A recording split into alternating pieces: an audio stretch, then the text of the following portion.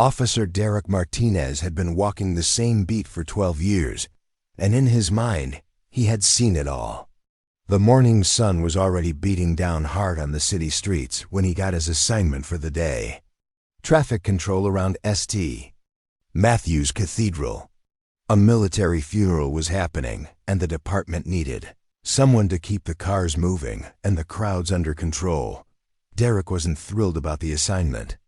He preferred the action of regular patrol work, where he felt like he was making a real difference. But orders were orders, and he grabbed his gear and headed out to the Cathedral District.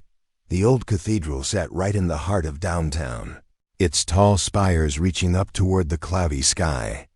Derek had driven past it countless times but never really paid attention to the building itself. Today, though, he noticed how impressive it looked with all the flags hanging out front and the honor guard vehicles lined up along the street dot as he set up the traffic barriers.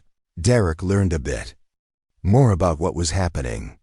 Colonel James Washington was being laid to rest today. The old soldier had served in Vietnam and then spent decades working with local youth programs and veterans organizations. Derek had never heard of the man before, but apparently he was a big deal in certain circles. The first cars started arriving around 9 in the morning. Derek watched as people in military dress uniforms stepped out of sedans and SUVs. Some were young soldiers, their uniforms crisp and new-looking. Others were older veterans, their uniforms bearing the weight of years and service. Mixed in with the military folks were civilians in dark suits and dresses, many of them carrying flowers or small American flags. Derek found himself studying the crowd more than he probably should have. It was a diverse group, that much was obvious. White faces, black faces, Hispanic faces, Asian faces, all coming together to honor this one man. In Derek's experience, crowds like this could be unpredictable. Different groups of people didn't always mix well, especially when emotions were running high. His radio crackled with updates from other officers stationed around the area. Everything was running smoothly so far. The funeral home staff was professional and organized, directing traffic and helping elderly attendees find parking. Derek had to admit they knew what they were doing. Around 10:30, a long black hearse pulled up to the cathedral steps, followed by a procession of cars with military plates. Derek straightened up, knowing this was the main event. The honor guard, 6 soldiers in perfect formation, marched to the back of the hearse. The precision of their movements was something to see. Every step was exactly in time with the others, every gesture sharp and purposeful. Derek watched as they carefully removed the flag-draped casket. The silence that fell over the crowd was immediate and complete. Even the traffic noise seemed to fade away as everyone focused on the solemn ceremony unfolding before them. The honor guard moved with quiet dignity, carrying their fallen comrade up the cathedral steps. As people filed into the church, Derek noticed one man in particular. He was tall and carried himself with obvious authority, even though he wasn't wearing a uniform like many of the others. This man was clearly someone important. Derek could tell by the way other people deferred to him and sought his guidance. Several times, Derek saw military personnel approach the man with questions or concerns, and he handled each interaction with calm confidence. The man appeared to be in his early 60s, with graying hair and intelligent eyes that seemed to take in everything around him. He wore a well-tailored dark suit and moved with the bearing of someone used to command. Even from a distance, Derek could see there was something different about him, a presence that commanded respect without demanding it. But Derek's years on the force had taught him to be suspicious of everyone, especially in crowds like this. In his mind, people who stood out were worth watching. And this particular man definitely stood out, not just because of his commanding presence, but because of other factors that Derek's biased thinking immediately focused on. The funeral service lasted about an hour and a half. Derek spent that time monitoring the street, making sure no unauthorized vehicles blocked the area. and keeping an eye on the small groups of people who hadn't gone inside. Some were smoking cigarettes and chatting quietly. Others stood alone, lost in their own thoughts about the man they had come to honor. When the cathedral doors opened again, Derek knew the service was ending. People began streaming out, many wiping tears from their eyes.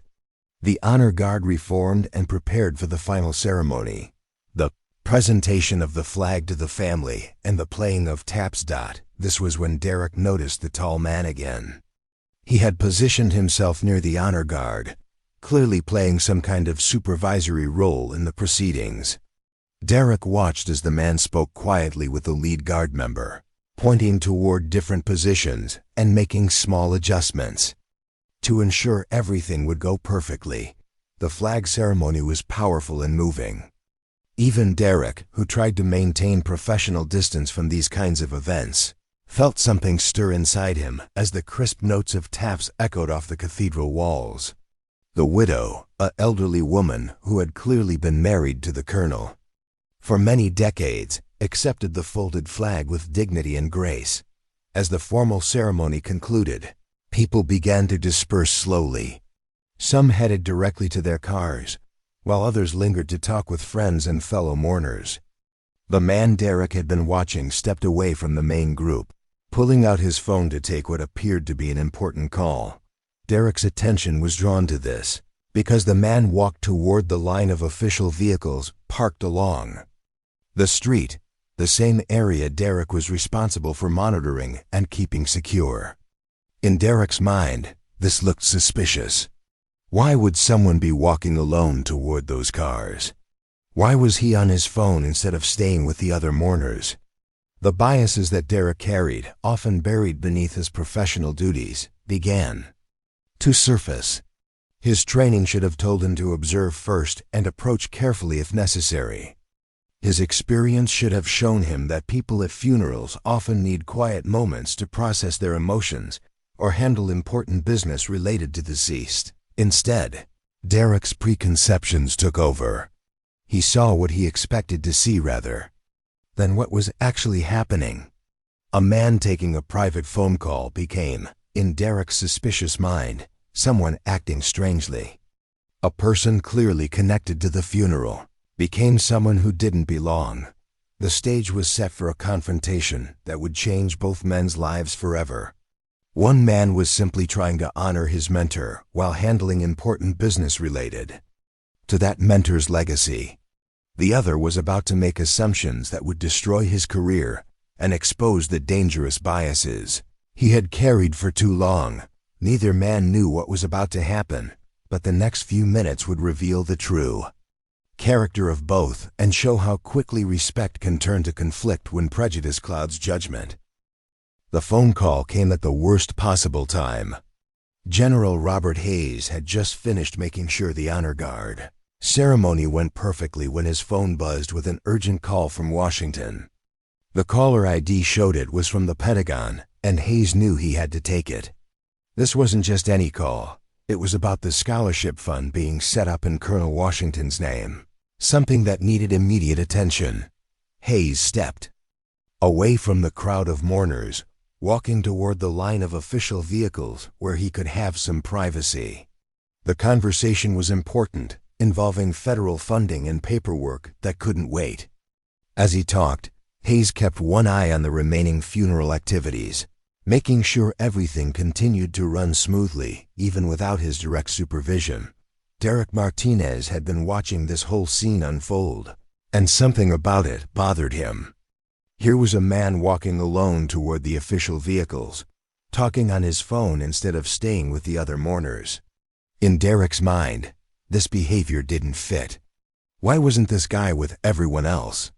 What was so important that he had to leave the group? Derek's 12 years on the force had taught him to trust his instincts, but those instincts were shaped by his own biases and preconceptions. He saw a black man walking toward expensive government vehicles, and his mind immediately jumped to conclusions that had nothing to do with the reality of the situation, without taking time to observe or think through the situation properly. Derek started walking toward Hayes, His hand instinctively moved closer to his radio and his weapon, even though there was no clear threat. This was Derek's pattern. Assume the worst first, ask questions later. "Hey there," Derek called out, his voice carrying the authority he was used to wielding. "Step away from those vehicles." Hayes looked up from his phone call, surprised by the interruption. He was in the middle of discussing important details about the scholarship fund, and this officer's timing couldn't have been worse.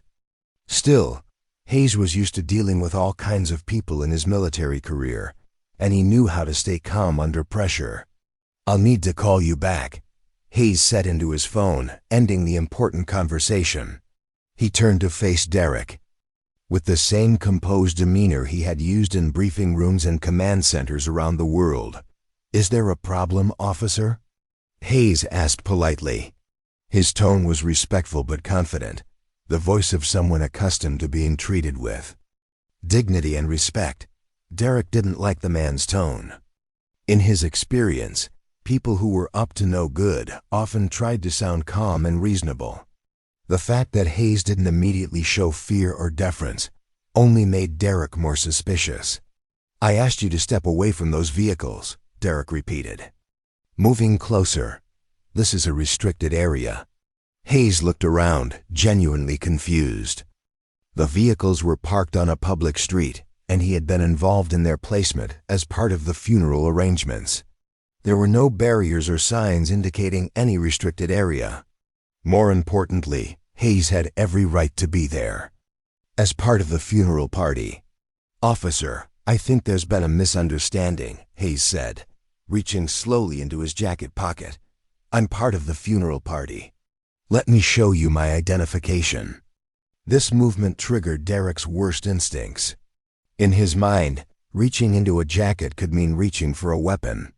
His training told him to be cautious, but his biases told him to be afraid. The combination was dangerous. "Keep your hands where I can see them," Derek shouted, his voice suddenly loud enough to attract attention from people still gathered near the cathedral steps. Hayes immediately raised his hands, his military training kicking in. He had been in enough tense situations to know that sudden movements could escalate things quickly. But he was also shocked by the officer's extreme reaction to a simple attempt to show identification. "I was just getting my ID," Hayes said calmly, his hands now visible and empty. "I'm retired military. I was helping coordinate this ceremony." Derek wasn't buying it. In his experience, criminals often claimed to be things they weren't. The fact that this man looked and sounded educated and professional didn't matter to Derek. His biases had already painted a picture in his mind, and he was determined to stick to that picture. "Sure you are," Derek said sarcastically. "I suppose you're some kind of general or something." The irony of Derek's statement would have been funny if the situation weren't so serious. Hayes was indeed a general, a recently retired one with more than 3 decades of distinguished service. He had commanded thousands of troops, advised presidents, and represented his country in some of the most challenging situations imaginable. "Actually, yes," Hayes replied quietly. "I am a general. Or I was, until my retirement last month." Derek laughed, a sound that carried no humor. "Right, and I'm the chief of police.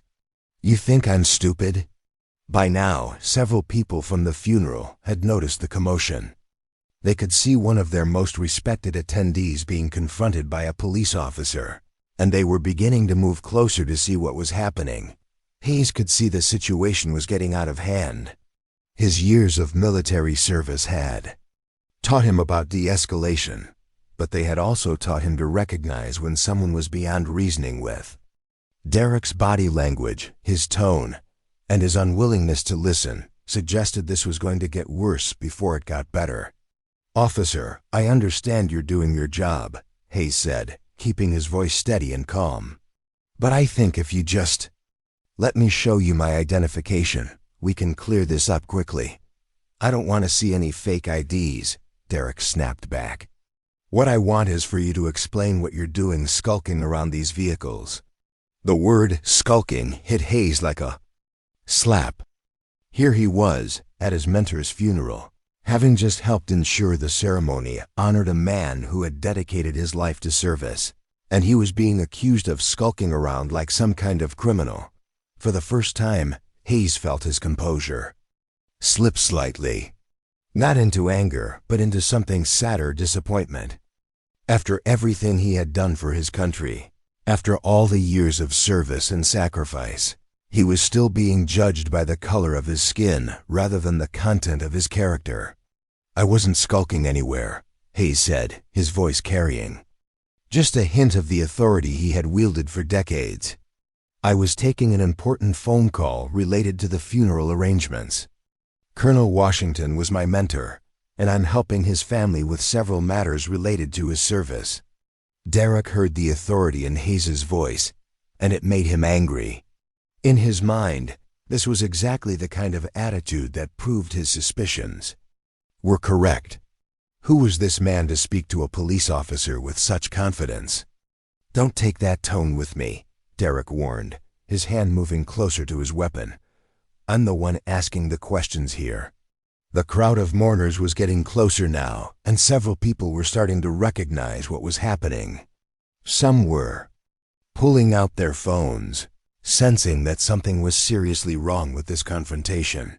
Hayes could see Derek's hand moving toward his weapon, and his military training told him this situation was about to become very dangerous. He had faced enemy fire in combat zones, but somehow this moment felt more threatening than any battlefield he had ever been on. The next few seconds would determine whether this confrontation remained a misunderstanding that could be resolved with words, or whether it would escalate into something that would change both men's lives forever. The situation was spinning out of control fast, and Derek's hand was now resting on his service weapon. The sight of this sent a chill through the crowd of mourners who had been watching the confrontation unfold. What had started as whispered conversations among concerned funeral attendees was now becoming something much more serious. Captain Lisa Chun had been standing near the cathedral steps, talking quietly with other military personnel about Colonel Washington's remarkable service record. She was wearing her dress uniform, the ribbons and medals on her chest telling the story of her own distinguished career in military police. When she heard Derek's raised voice, she turned to see what was happening. What she saw made her blood run cold. There was Hayes, a man she recognized immediately from military publications and briefings, with his hands raised while a police officer threatened him. Shun had served under Hayes briefly during a joint operation 3 years earlier, and she knew exactly who he was and what he had accomplished for their country. "Oh my God," she whispered to the lieutenant standing next to her. "That's General Hayes. He just retired from the Pentagon last month." The lieutenant's eyes widened. "The view? General Hayes? The one who led the counter-terrorism task force?" Chun nodded grimly. "The very same. And that cop has no idea who he's dealing with." But Chun's shock went deeper than just recognizing a superior officer. She could see the fear in Hayes's eyes, not fear of physical harm, but the deeper fear of a black man in America who realizes that his accomplishments, his service, his dignity might mean nothing in this moment.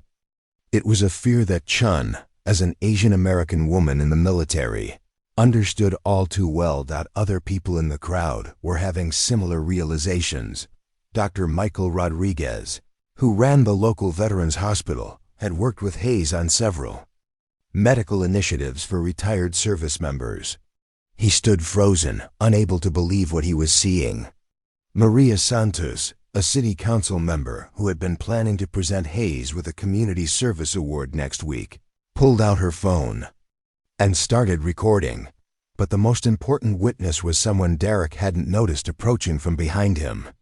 Chief Patricia Williams had been inside the cathedral, paying her respects to Colonel Washington's family when she heard commotion outside. As the head of Derek's police department, she had been working tirelessly to improve community relations and eliminate exactly the kind of behavior she was now witnessing. Chief Williams was a woman who had fought her way up through the ranks in a male-dominated profession. She had seen enough bad policing in her 30-year career to recognize it immediately. And what she was seeing now made her angrier than she had been in years. She approached quietly, wanting to assess the full situation before intervening. What she saw was one of her officers, a man she had already disciplined twice for excessive force complaints, holding a clearly non-threatening citizen at gunpoint. The citizen was well-dressed, calm, and obviously connected to the funeral.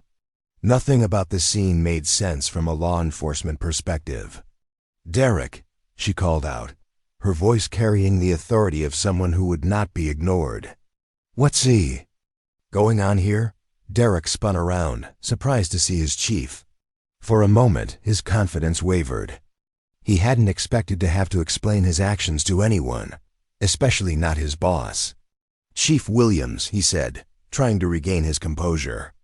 "I found this individual acting suspiciously around the official vehicles. He won't comply with my orders to move away from the area." Chief Williams looked at Hayes, who was still standing with his hands raised, and then back at Derek. Something about the situation felt very wrong to her. The man Derek was detaining didn't look like a threat. He looked like someone who belonged at this funeral. "Sir," Chief Williams said, addressing Hayes directly, "I'm Chief Williams. Can you tell me what happened here?" Hayes looked at her with relief. Finally, someone who seemed willing to listen to reason. "Chief Williams, I'm General Robert Hayes, recently retired from the U.S. Army. I was taking a phone call from the Pentagon regarding a scholarship fund being established in Colonel Washington's name when your officer approached me. I tried to show him my identification, but he refused to look at it." The words hit Chief Williams like a physical blow. General Hayes, she knew that name. She had read about him in military journals and newspapers. He was one of the most respected officers of his generation, someone who had advised presidents and commanded operations around the world. "Derek," she said, her voice taking on a dangerous edge, "did you allow this gentleman to show you his identification?" Derek's face reddened.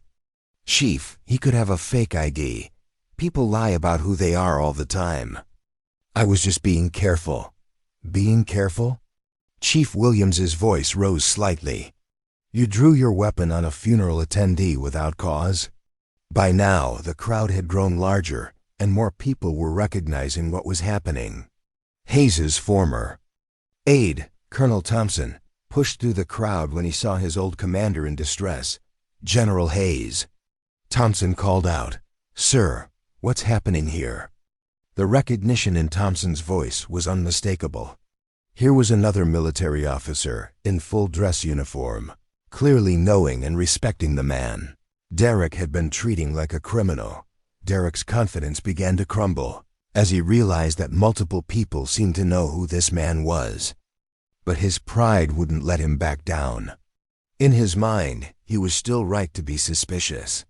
Even if this man was who he claimed to be, Derek felt he had acted appropriately. "I don't care who he says he is," Derek muttered, but his voice lacked the conviction it had carried earlier. Chief Williams stepped closer to Derek, her voice dropping to a whisper that only he could hear. "Derek, you need to holster your weapon right now. That's an order." Derek looked at his chief, then at the growing crowd of witnesses. Many of them were recording with their phones now, and he could see military personnel moving closer with expressions of concern and anger.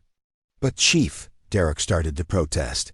"Now, Derek, that's a direct order." Reluctantly, Derek holstered his weapon, but his body language remained aggressive. He still believed he was right, even as everything around him suggested otherwise. Chief Williams turned back to Hayes, who slowly lowered his hands. "General Hayes, I apologize for this situation. Would you be willing to show me your identification so we can resolve this matter?" Hayes reached into his jacket pocket slowly, pulling out a leather wallet. Inside was his military ID, his Pentagon credentials, and several other forms of identification that clearly established who he was. Chief Williams examined the IDs carefully, her heart sinking as she realized the full magnitude of what had just happened. Here was a man who had dedicated his entire adult life to serving the country that Derek had just treated him like a criminal in. "General Hayes," she said formally, "I want to personally apologize for this incident. There was absolutely no justification for what just occurred." The crowd was listening to every word now, and Derek could see the judgment in their eyes. But instead of feeling ashamed, he felt defensive. In his mind, he had been doing his job, following his training, protecting the community. The fact that he had been wrong didn't penetrate his consciousness. Mayor Johnson, who had been inside the cathedral talking with Colonel Washington's family, emerged to see what the commotion was about. When he saw Hayes surrounded by police and military personnel, with Chief Williams apologizing profusely, he immediately understood that something had gone terribly wrong. "General Hayes," Mayor Johnson said, approaching with concern, "I hope you weren't hurt or threatened in any way." Hayes looked around at all the faces watching him, some concerned, some angry, some embarrassed.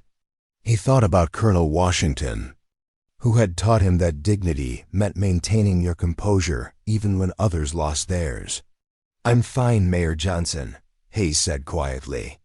"Just disappointed that this happened at Colonel Washington's funeral. He deserved better than this." Those words hung in the air like an accusation. Here was a man who had been humiliated and threatened, and his primary concern was for the dignity of the ceremony honoring his fallen mentor. Derek finally began to understand that he had made a terrible mistake. But by then, it was too late to undo the damage he had caused. The silence that followed Mayor Johnson's words was deafening. Everyone stood there, processing what had just happened. A retired Army general, a man who had spent 35 years serving his country, had been held at gunpoint while attending his mentor's funeral. The weight of that realization settled over the crowd like a heavy blanket. Derek stood there, his weapon now holstered, but his face still flushed with confusion and anger. He couldn't understand why everyone was treating him like he had done something wrong. In his mind, he had followed procedure. He had been cautious. He had protected the area. The fact that the man turned out to be some kind of general didn't change the fact that Derek had been doing his job. But as he looked around at the faces surrounding him, Derek began to see something that made him uncomfortable. The other police officers who had arrived on scene weren't looking at him with support or understanding. Instead, they were shaking their heads, their expressions a mix of embarrassment and disbelief. Chief Williams was still examining Hayes's credentials, and each document she looked at made the situation worse. Pentagon clearance cards, military commendations, letters from government officials. This wasn't just any retired soldier. This was someone who had operated at the highest levels of national security for decades. "Derek," Chief Williams said, her voice carefully controlled, "I need you to step away from this situation. Now." Derek's mouth fell open. "Chief, I said step away." Her tone left no room for argument. As Derek reluctantly moved back, Chief Williams turned her full attention to Hayes. The general stood quietly, his dignity intact despite everything that had just happened. But Chief Williams could see the hurt in his eyes, the deep disappointment of a man who had given everything to his country only to be treated like a criminal at his mentor's funeral. "General Hayes," Chief Williams said formally, "on behalf of the entire police department, I want to apologize for what just occurred. There's no excuse for how you were treated." Hayes nodded slowly. "Chief Williams, I appreciate your apology. But I have to ask, is this how your department normally handles funeral attendees? Because if it is, we have a much bigger problem than just one officer's poor judgment." The question cut deep because Hayes was right. This wasn't just about Derek's individual actions. This was about a pattern of behavior that had been allowed to continue for too long. Chief Williams had been working to reform the department, but incidents like this showed how much work still needed to be done. Captain Cheen approached the group, her military bearing evident even in her civilian clothes. "General Hayes, sir. I served under your command during Operation Shield Wall. I want you to know that not everyone here shares Officer Martinez's perspective." Hayes recognized Chun immediately and managed a small smile. "Captain Chun, good to see you again, though. I wish it were under better circumstances." The interaction between Hayes and Chen was captured by several people with their phones, and Derek could see how it highlighted the stark contrast between his own behavior and how Hayes was normally treated by people who knew him. The respect and admiration in Chun's voice was genuine and immediate. Colonel Thompson, Hayes's former aide, was standing nearby with several other military personnel. They were all watching Derek with expressions that ranged from disgust to anger. These were people who had served with Hayes, who knew firsthand what kind of leader he was and what he had accomplished for his country. "Sir," Thompson said to Hayes, "would you like me to contact someone at the Pentagon about this incident?" Hayes considered the offer. He could make one phone call and have investigators here within hours. He could turn this into a federal incident. That would destroy Derek's career and probably cost Chief Williams her job as well. But as he thought about it, Hayes realized that wasn't what Colonel Washington would have wanted. "Not yet, Colonel," Hayes replied. "Let's see how the local authorities handle this first." Derek, who was listening to this conversation, felt a chill run down his spine. The Pentagon? Federal investigators? For the first time, he began to understand that this wasn't just going to go away. This wasn't just another complaint that would get buried in his personnel file. Mayor Johnson had been making phone calls, and Derek could see him talking urgently with several city council members who had attended the funeral. The mayor's expression was grim, and Derek could tell that whatever conversations were happening weren't going well for him. Dr. Rodriguez, the Veterans Hospital administrator, approached Hayes with obvious concern. "General, are you hurt? Do you need medical attention?" "I'm fine, doctor," Hayes replied. "Physically, anyway." The word physically hung in the air, reminding everyone that there were other kinds of harm beyond the physical. The emotional and psychological impact of being treated like a criminal, especially at such a solemn occasion, was something that couldn't be easily healed. Maria Santos, the city council member, had been recording the entire incident on her phone. She approached Chief Williams with a serious expression. "Chief, I hope you understand that this video is going to be made public. The people of this city need to know what happened here today." Chief Williams nodded. "I understand, Councilmember Santos. And they should know. This kind of behavior has no place in our police department." Derek was starting to panic now. Video? Going public? He had always been careful to avoid situations that might get recorded, but he had been so focused on the confrontation that he hadn't noticed all the phones pointing in his direction. "Chief," Derek said, approaching his boss desperately, "can I speak with you privately?" Chief Williams looked at him with barely concealed anger. "Derek, anything you have to say can be said in front of General Hayes. After what you just put him through, I think you owe him that much." Derek looked around at all the faces watching him. Some were curious, some were angry, and some were just disappointed.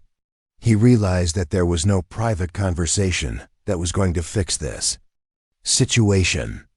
"I was just doing my job," Derek said weakly. "I saw someone acting suspicious, and I responded appropriately." The words sounded hollow even to Derek as he said them. Looking at Hayes now, seeing his military bearing and obvious connection to the funeral, Derek couldn't understand how he had ever thought this man was suspicious. Hayes spoke up for the first time in several minutes. "Officer Martinez, can I ask you something?" Derek nodded, though he looked uncomfortable. "What exactly did you find suspicious about my behavior?"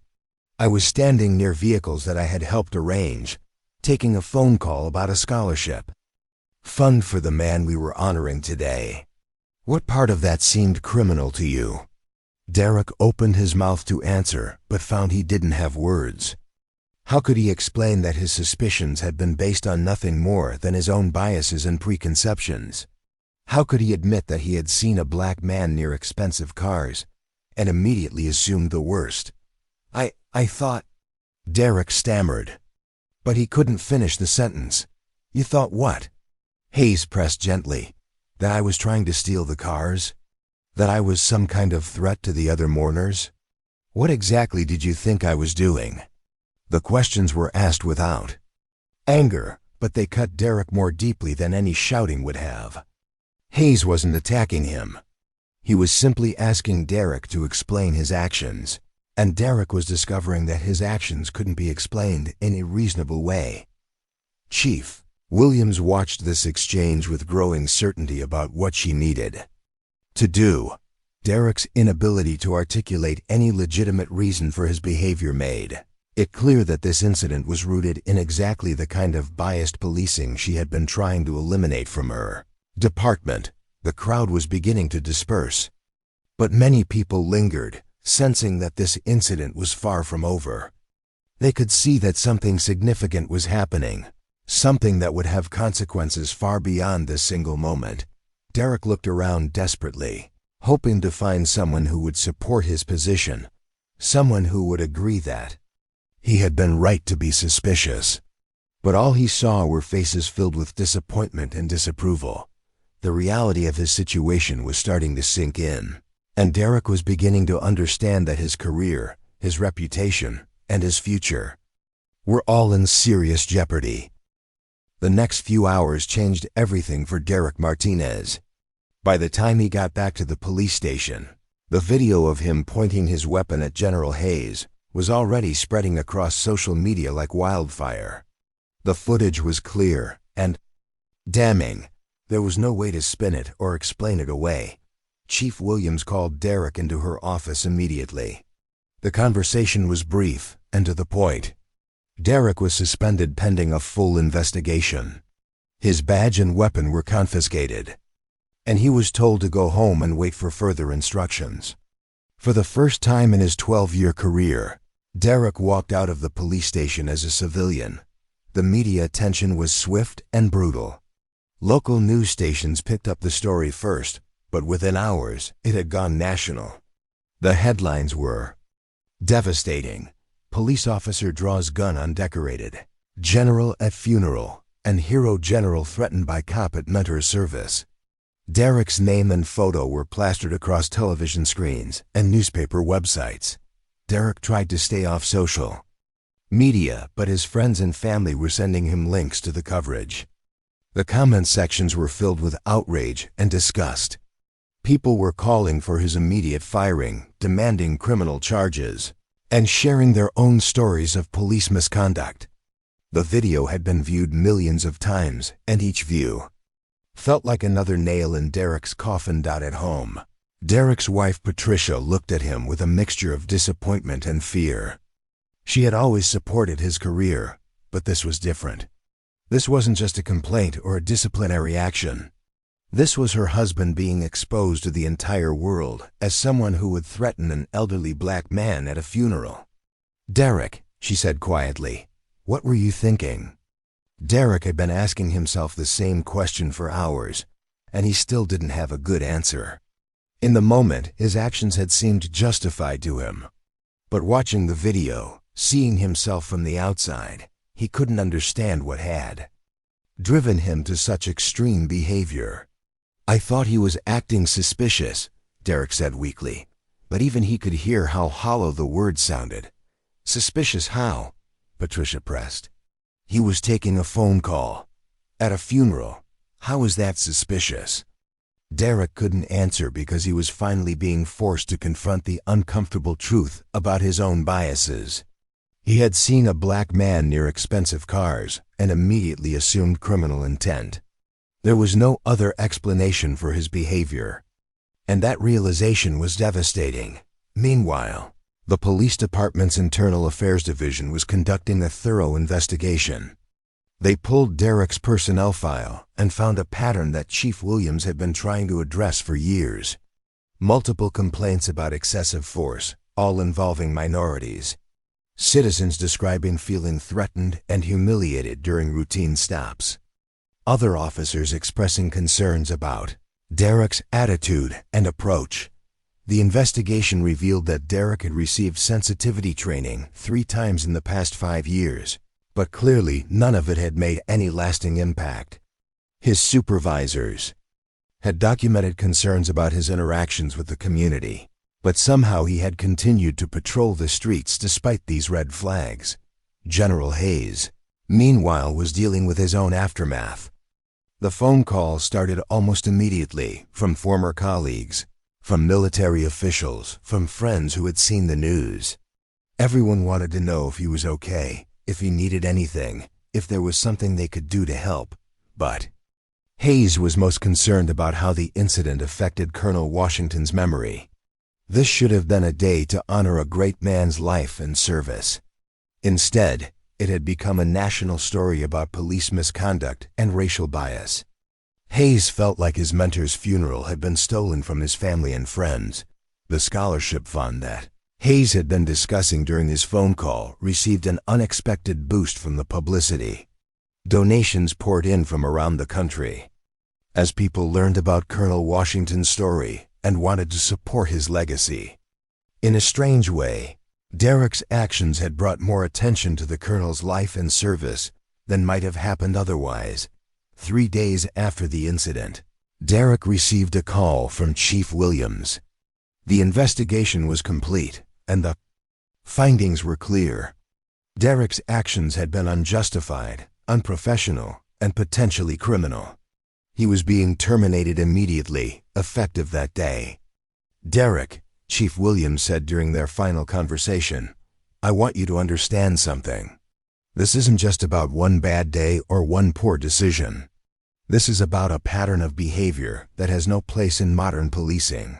You've had multiple opportunities to change your approach, and you've failed to take advantage of them."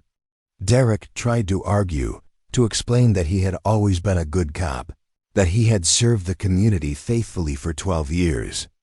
But Chief Williams cut him off. "A good cop doesn't threaten law-abiding citizens," she said firmly. "A good cop doesn't let his personal biases cloud his judgment. A good cop treats everyone with dignity and respect, regardless of their race or background. You've shown that you're not capable of being that kind of officer."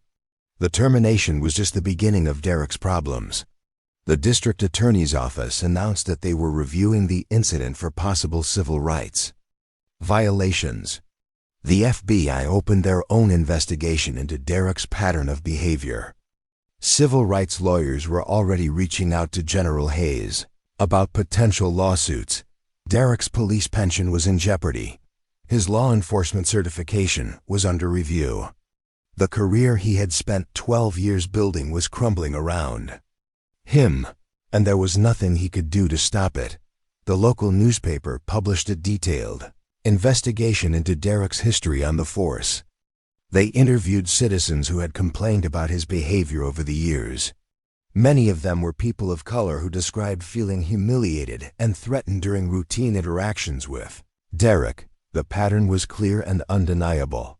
One story particularly stood out. A young black father described being pulled over by Derek for a minor traffic violation. Derek had made him get out of the car in front of his children, searched him aggressively, and spoke to him in a way that was clearly intended to humiliate and intimidate.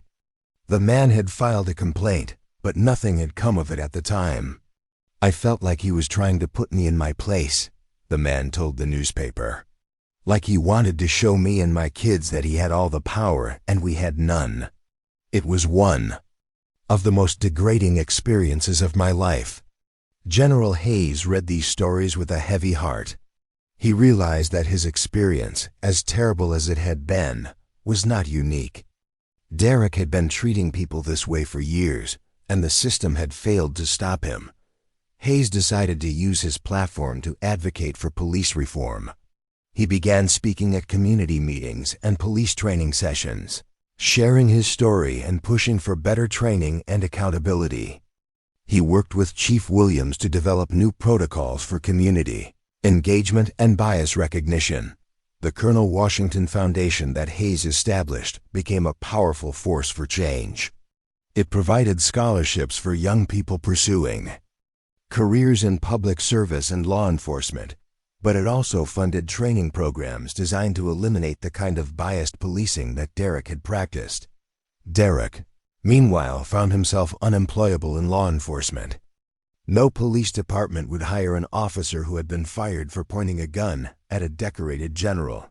He took a job in private security, making a fraction of his former salary and facing constant reminders of what he had lost. The incident haunted Derek every day. He would see General Hayes on the news, talking about police reform and community relations, and Derek would remember that terrible moment when he had let his biases override his judgment. He had destroyed his own career and reputation in a few minutes of poor decision-making. Years later, Derek would tell people that the incident at Colonel Washington's funeral was the worst mistake of his life. Not because of what it cost him professionally, but because of what it revealed about who he really was inside. He had spent years thinking he was a good cop, only to discover that he was exactly the kind of officer that gave police a bad name. Price Derek paid was steep, but perhaps it was necessary. His actions that day had consequences that rippled far beyond his own life, forcing conversations about bias and accountability that were long overdue. In the end, his failure became a catalyst for the kind of change that General Hayes and Chief Williams had been working toward all along.